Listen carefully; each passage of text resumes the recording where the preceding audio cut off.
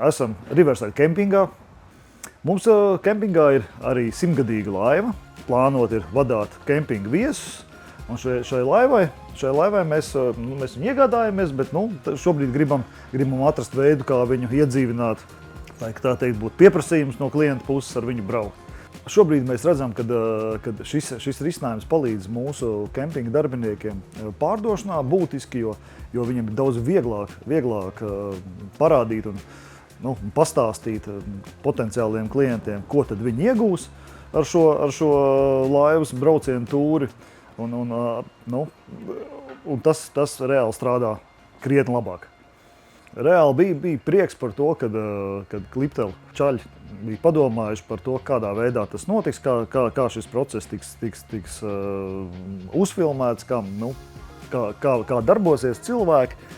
Kad tas attiecīgi arī paņēma saprotam daudz laika. Nebija tā, kad tas aizņem tur nedēļām vai dienām ilgi, kad visiem ir darbi, visiem ir laiks un nauda, un attiecīgi tas notiek pietiekami tādā kompaktā laika režīmā, kas arī priecēja.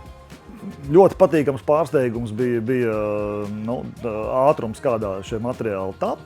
Jau pirmajā dienā mums tika atsūtīti pirmie video materiāli, un 3 dienās mēs kopīgi nonācām pie tā rezultāta, kas šobrīd ir redzams. Kliptela puiši to dara acīm redzot tik regulāri un tik daudz, kad tas prasa, tāpēc arī tas prasa tik maz laika un tā kvalitāte no tā necieš.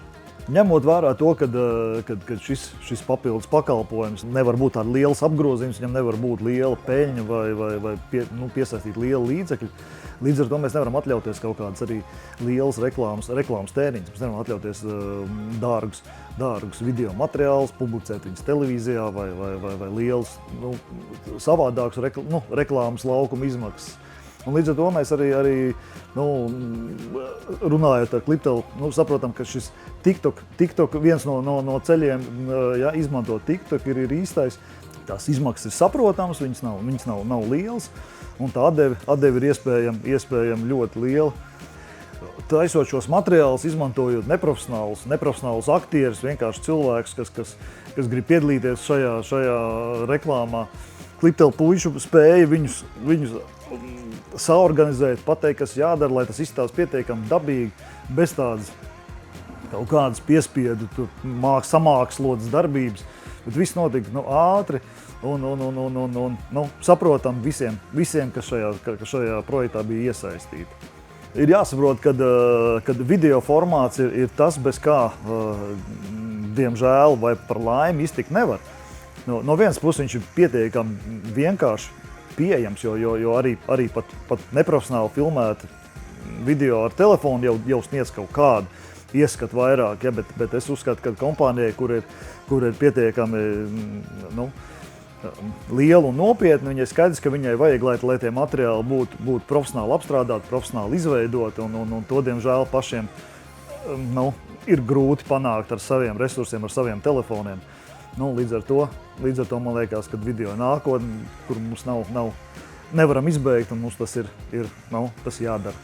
Pie kam arī Kliptela ir nāk ar piedāvājumu, ka ja šis rezultāts mūs neapmierinās vai nepatiks tas, kas tiks uztaisīts, ka nauda netiks ņemta.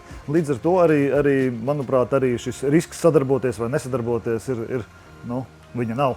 Tad kāpēc lai to nepamēģinātu?